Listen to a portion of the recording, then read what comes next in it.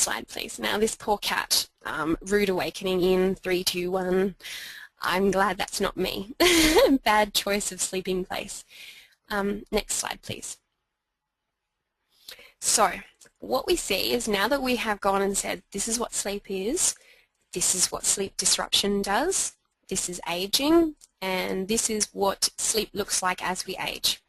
So if people are still having problems with their sleep, what are these possible reasonings?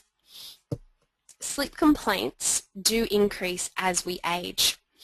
So, and what we're kind of looking at here is that the reason, one of the reasons that sleep scientists are using to account for these other factors is mood.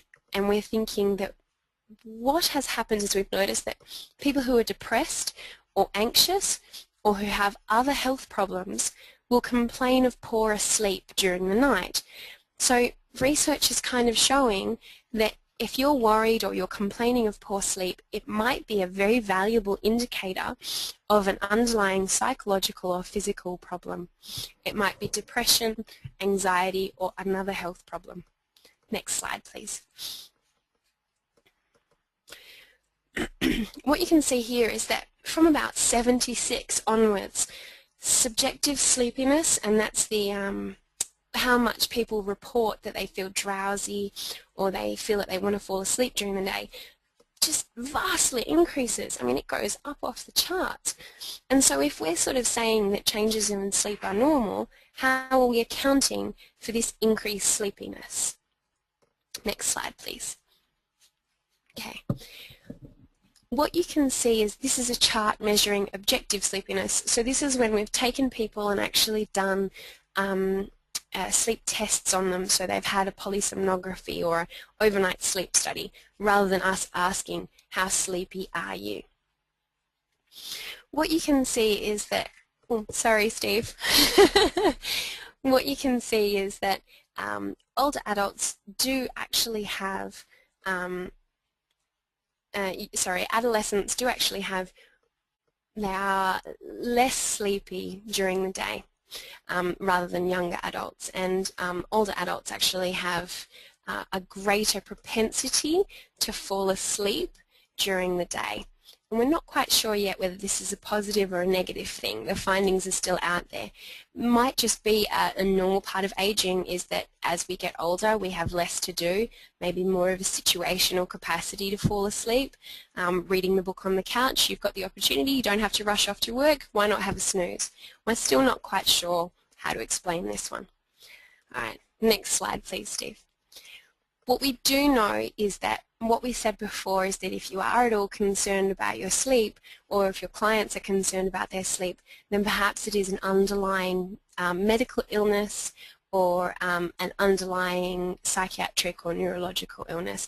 And it is always good if you still, even though you've now been reassured that changes in sleep are normal, it's always good to go to your GP and get checked to see if there's a primary sleep disorder or even poor sleep behaviours, because sleeping problems are a multifaceted problem and it's always good to get all avenues checked. Next slide please.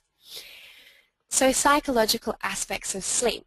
What we've been able to show is that people who worry or ruminate, so ruminate, think of cows. Cows chew on their cud and then they swallow it and bring it back up again and chew all over it again. And when we're talking about ruminating, that's exactly what we're talking about. We're talking about people who worry about a problem and then bring it back up from the past and think about it all over again. Whereas worry is more to do with future issues. So they're thinking about what's going to go wrong tomorrow or something like that. So people who engage in these behaviours demonstrate higher levels of insomnia symptoms. So there's research that now demonstrates that if you worry or you ruminate on how bad your sleep is, then that will actually change how good your sleep was. So if you actually had a good night's sleep, for example, wake up the next day and go, I had a terrible night's sleep, you can actually start to convince yourself that you had a terrible night's sleep. But if you told yourself that you had a great night's sleep, you can actually convince yourself that you had a great night's sleep.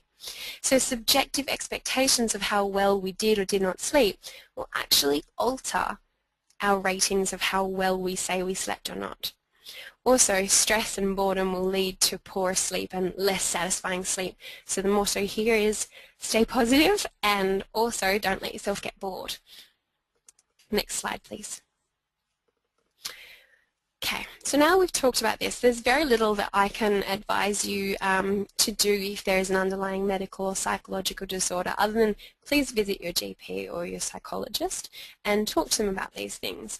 If your GP can send you to a sleep clinic or your clients to a sleep clinic and they can rule out a primary sleep disorder or some underlying medical disorder, then sometimes what you'll actually go and see is a sleep hygienist. A sleep hygienist does not mean that you haven't changed your sheets in a while. A sleep hygienist is actually someone who helps you pick apart those nasty habits that you have developed, like talking on your phone or using your laptop or watching television just before you go to sleep, and they help you clean up your sleep habits.